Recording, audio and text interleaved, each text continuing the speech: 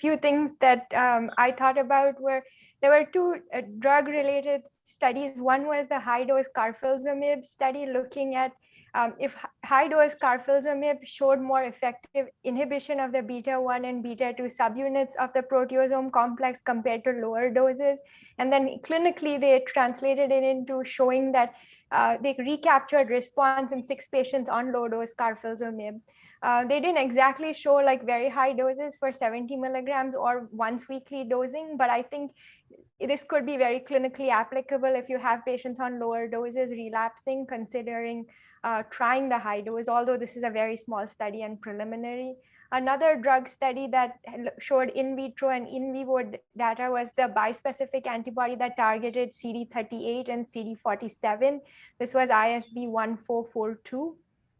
And what it showed was that this drug appears to have higher potency relative to daratumumab, and also relative to a anti-CD47 monoclonal antibody. It had less on target off tumor binding, and so less side effects potentially. So I think in patients who are DARA refractory or something that's more potent, targeting the drug directly to CD30 with CD38 and CD47 could be an interesting novel mechanism. And I think the first in human study will start next year. Another study that was the daratumumab KRD study, which was the first integration of whole genome sequencing of the tumor with the CITE-seq, which is basically single cell RNA sequencing of the immune microenvironment within the Manhattan trial, which was basically patients on DARA KRD.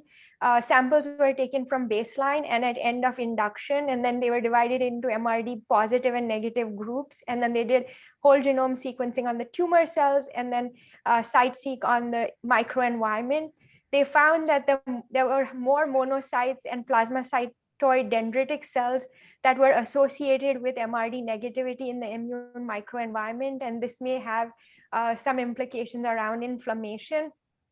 And then they saw that deletion XBP1 and structural variants involving IKZF3 were seen in the MRD positive and early progressors, so showing that there may be some genomic implications as well. So I think doing bigger studies like this, where we can look at both the microenvironment and the tumor biology and see the interplay of this, is going to be helpful to understand why some patients respond and how we can help sustain the response. One more study that I thought was interesting was looking at the microenvironment, but not the immune microenvironment. We're looking at osteoblasts. So there was a study from the MGH group looking at mature osteoblasts and saying they are critical for regulating growth of the myeloma, and having more mature osteoblasts is associated with reduced myeloma growth in vitro and in vivo.